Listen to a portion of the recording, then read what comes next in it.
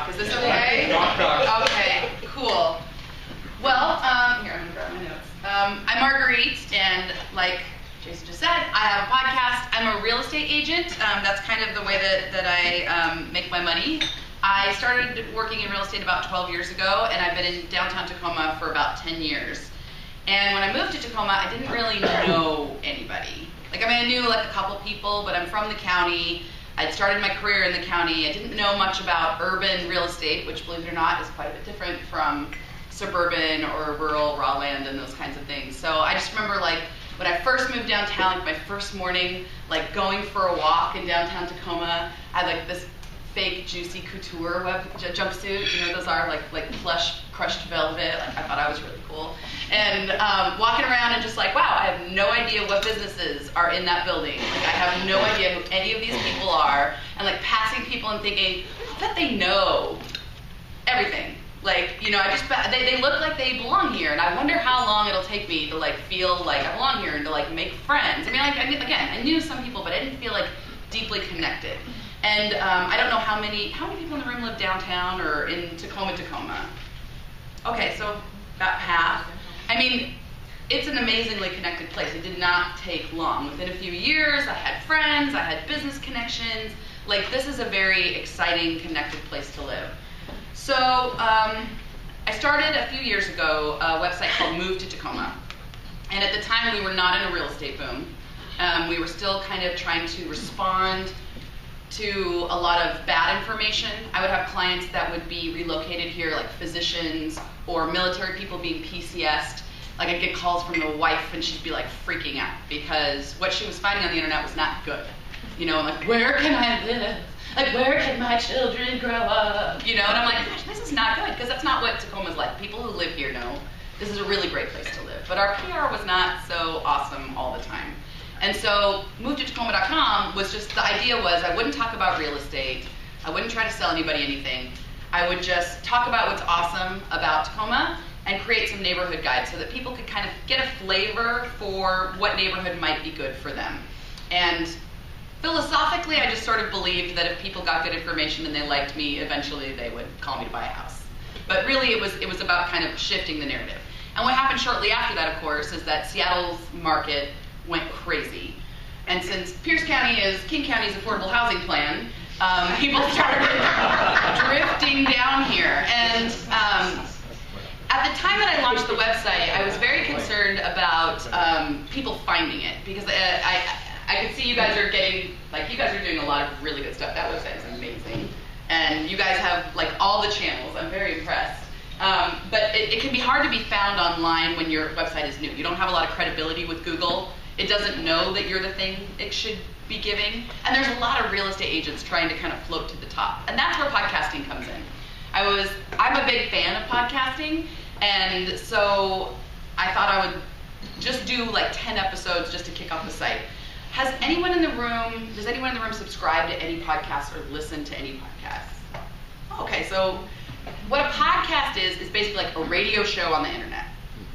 You know, like, it used to be that we would listen, you know, like to like radio, like they would do like narrative stories, right, or like mystery or action, and that was very common in the olden days. Well, it's kind of coming back around. And just like with you know, with TV or with all the other mediums or with the internet, I mean, there's like a full spectrum of things that you can get. So I started listening to podcasts initially because I listened to NPR, and they would push the NPR stories onto podcasts or the program. So that's kind of how I got in the habit of listening to it. And then I discovered that there were all of these like amazing interviews. So then like authors I was reading would be interviewed on a podcast. And so I'd listen to just that episode, but then I'd like the host. So I'd subscribe to the podcast and like listen to interviews with other people. Like, is everybody tracking on like what podcasts are and why people kind of like them? So my idea was I'd have just 10 episodes. I wasn't gonna like, I'd always, you know, I loved podcasts, but could I do a podcast? I was like, I'll just do 10 interviews, and the people that I interview will share it on their Facebook and like push it out there on their Twitter, and then people will click on it and come back to my website where I keep the podcast, and like my website will like rank higher on Google. It was an evil plan. It wasn't benevolent. And And so I did the first 10 episodes. We talked about commute hacks for people trying to commute to King County. That was our first episode, which is still one of our most popular episodes. Interviewed the mayor and asked about, how are things going and what's happening next, and just lots of like local community conversations again. No real estate talk, no self-promotional talk. And I was so surprised, like people really liked it. And it had this little counter on it that talked about like how many downloads, and we had like 250 downloads an episode. And I was like, maybe this is actually a thing. And so since then, we're at like, I think we're in the 40s now of podcasts. If you go to movetotacoma.com and click on the podcast, you can see here, oh hey Julie, voting. These are all the episodes that we've done.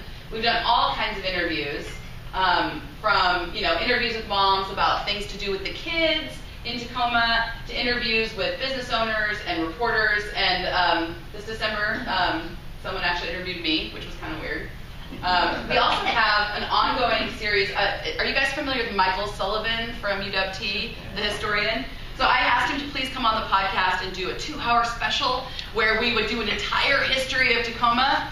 And I think we're on like part 8. Like that man goes deep. We're never gonna finish. But if you're interested in the history of Tacoma, obviously he's a great storyteller, and we've been going through it. Each episode covers a decade and a half or so. So it's been really fun. And for those of you that are involved in your organizations or that have small businesses, it's also very lucrative. People that are podcast listeners, one of the things I've read is that it's not so important your volume of downloads or how many people are listening, because the people who listen get very deep with you. Like they feel like a very strong connection with you, and if they listen, they like you and they understand you. So we're to the point now, we just passed 30,000 downloads, and we're getting over 1,000 downloads an episode. So now when clients call, they're like, I've been listening to the podcast, and I heard that interview about Furcrest, and I feel like I want to live in Furcrest. And like, people are so educated. And especially people who are moving here, they might know they're coming a year before it's time to come. And this is a way for them to kind of figure out what they want. Thinking about you guys when you move to Philadelphia, figuring out what neighborhood you want to live in. Who are my friends going to be? Tacoma is small enough that like I've had guests say, oh yeah, so-and-so, hit me up and introduce themselves, and like now we're friends. Like that's an amazing thing about a city. So technically, how it works is I go to a studio. There's this guy. Does anyone in the room know Doug Mackey? Turns out he's actually a little Tacoma famous. I didn't know that. Like I just kind of got set up with him. He has a converted garage into a sound studio, and he records bands and stuff. So I said, well, what if I came in and like, could I record a podcast? And he was like, yeah, sure, I guess. And he had this like super great bill rate, which he's since increased. And all I have to do is show up, meet the guest in the studio. Doug cuts it up, adds the intro and the exit to each episode, and sends it to me. And then I upload it to a service that syndicates it. So it's just like upload, write a description, and then it pushes it out, and I put it on the website. So most people do not find it from the website. This is more just like a place for people who are exploring. Most people subscribe on iTunes or another podcasting app. Does anyone in the room use a podcasting app? SoundCloud. Oh, great. Well, I would love it if you would subscribe if you're interested. So yeah, technically that's kind of how it works. What worked my next little topic is what worked from the start and what did not work. So what worked from the start was like good, deep, honest conversations with people about what they are very interested in. Whenever I tried to get a guest to talk about something that I was kind of interested in about them, it never seemed to quite go as well as when I just kind of let people go. So my own interviewing style is getting better. Personally, I'm not a great listener. It's something that I have to be really intentional about, and podcasting has really helped me with that. Because when I listen to other people's podcasts and the host talks about themselves the whole time, it's very irritating. So I'm trying not to be that person. We have had a change in tone on the podcast. So initially I imagined it sort of like a neighborhood blog. We'd be like the best places to go to eat and how to open a restaurant in Tacoma, and like very light, right? Very fluffy. And that was good. I mean, it kind of gave us a baseline for that first year. But this year, after the election, spoiler alert, I'm like flaming liberal. It was an impactful day for me. And, you know, one of the things that I think all of us, as we like try to do our work, I'm thinking about your invocation, you know, like what is the impact we want to make, and like what is, I just started thinking about like what's my lane, you know, where do I have influence? And I thought about the podcast, and I thought, well, you know, we're going to have a big changeover in local government this year. We're getting 4 new city council people, a mayor. At the time, we just found out we're going to be getting a new city manager. And I realized like none of my friends knew that was happening. I didn't actually, I was on one of the podcast episodes talking to a guest, and I thought there were 5 city council people. There's 9. Like, I mean, I was learning a lot as I went, and I realized my friends probably don't know either. Community people are busy living their lives. They probably don't know. And if we had this election, which could have a significant change of power within the city, and people didn't realize it was happening, they might feel like really disempowered and really frustrated, especially with everything else that's going on in the country. So my goal for the year was to get political, basically, and to help educate and empower people to connect to local government and civics in a way that felt comfortable for them. Because I think we all kind of do it in different ways. Like, I'm not a doorbeller, that's never going to be me. But like, there are ways that I can participate, and there are ways that my friends can participate. So I told my financial coach this, because this meant spending a little more money on the website, and he was like, whoa, whoa, whoa. You're going to talk about politics?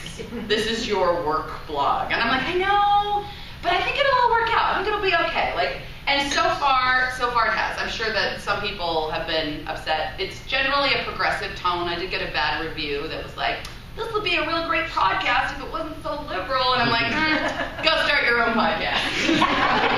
So that's kind of what we're doing. Our most recent episode was a 2-part deep dive into the election after filing day. I tweeted, when is filing deadline? And Julie's office was like, it's May 9th, the week of May 19th. And I was like, great. And so we booked the guests for that Sunday and had a 2-part, 2-hour conversation with me and 4 other people about who filed for every race in Tacoma, including like Port Commission, school board, and then just talked about it. And I mean, it's not a perfectly balanced conversation. It's hard to, that's a very tiny space, and it's hard to get enough people in there to really do that, but we did our best. And so far, I mean, it's been out for like 3 days, and we've had, I think, 700 downloads per episode. So the appetite that the community has for this kind of information was much bigger than I realized. We've also spun off from the podcast. I was interviewing a local high school teacher, Nate Bowling. Has he ever come here? No. He's a popular guest these days. Everybody wants to have him in. I had him on my podcast, and we became fast friends, and we started talking about this idea. I said, I'd really love to go back to AP Civics, which is what he teaches, or AP Government. And I was like, I think all the grown-ups would kind of like to go back. We're all suddenly like, wait, how does the government work again? And so we started a series that kind of spun out of his podcast episode called Adult Civics Happy Hour. And so, I mean, the thing I guess I'm trying to say about podcasting is you kind of don't know where it's going to go. I think if I'd over-planned it from the beginning, I might not have been able to kind of go with the flow. But for me, it's been really good for, not just for my business, which the impact has been, it's paying for itself, but like for my personal life. Like, you go so deep with people, you learn so many things when you're interviewing. I get to sit down for an hour with people who I probably couldn't afford to pay to sit down for an hour, you know, or I probably couldn't get the mayor to just hang out with me for an hour, right? But she'll come on the podcast and she'll have a conversation about important, challenging things, right? So that's what's exciting about podcasting. I think for those of you like in the Rotary, I mean, I think that the impact of like sharing the stories of the work that you do in podcast form, I mean, you guys are so savvy already. Like, I normally wouldn't suggest something like this, but you guys, I mean, maybe that's your next level thing, is to start sharing your stories via podcasting. But I also know that many of you are involved in organizations that could use more attention, that especially like charitable organizations. Telling the stories is usually what gives people the excitement and the connection, and this is an amazing way to tell stories.